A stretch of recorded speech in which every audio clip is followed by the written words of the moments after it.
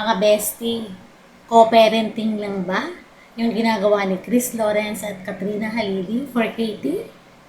Well, well, well. Teka, bakit ba nagiging questionable sa akin yung co-parenting na yan?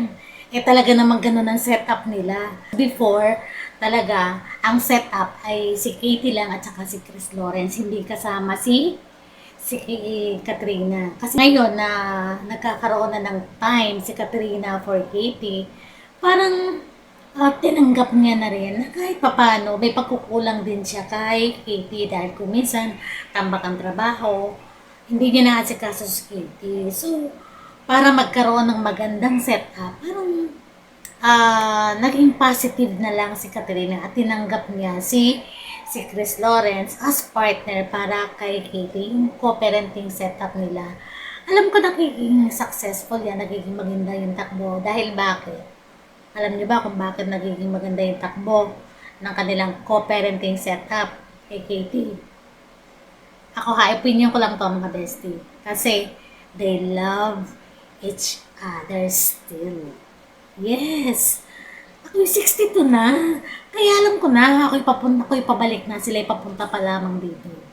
Nakikita nyo, hindi nyo ba na hahalata yung tinginan ni Katrina at saka ni Chris Lawrence pag silang dalawa'y magkasama, nagbabanding o kaya ay nagla-live.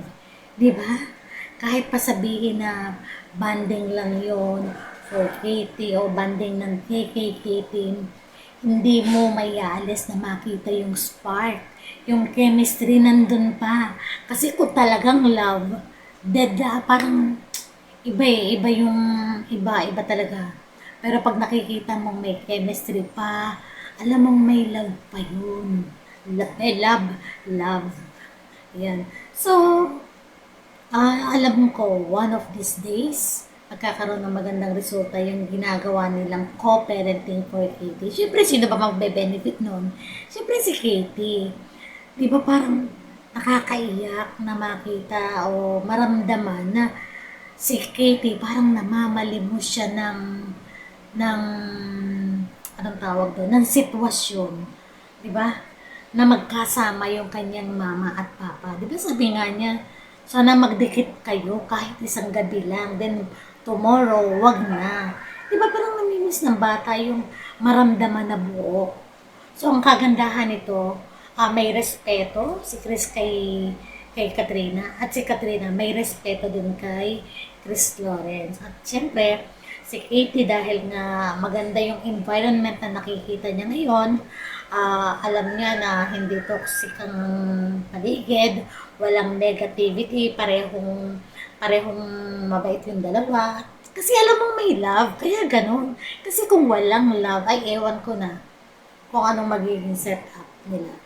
So, sana nga dumating yung time na mag-progress o mag-prosper yung kanilang relasyon. Kasi mas makakabuti yun for Katie. Nakita nyo, napakalaki ng improvement ni Katie ngayon. ba? Diba? Bukod dun sa mga therapy, bukod dun sa pagpapakita ng pagmamahal from her mommy, from her mama, and from her papa. Diba? Parang nagiging normal na si Katie. So sana ipagdasal natin, although alam ko, kung talagang single si Chris Lawrence, imposible hindi niya mahalin ulit si Katrina Halili. And then si Katrina Halili siguro natutunan niya yung lesson, hindi siya nagmamadali.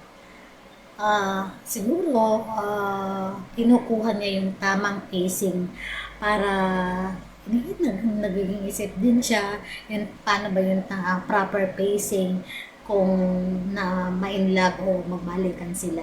Iniisip din siyempre, wini-weigh niya ni Katrina kung sakaling magbalikan sila, ano ang magiging pros and cons, yung mga advantages and advantages. So sana, malinawan sila pareho. For Katie yan, for Katie. So, good luck sa KKK team. At sana'y mabigyan niyo pa kami ng mas maraming ayudang nakakakilig. Grabe kayo.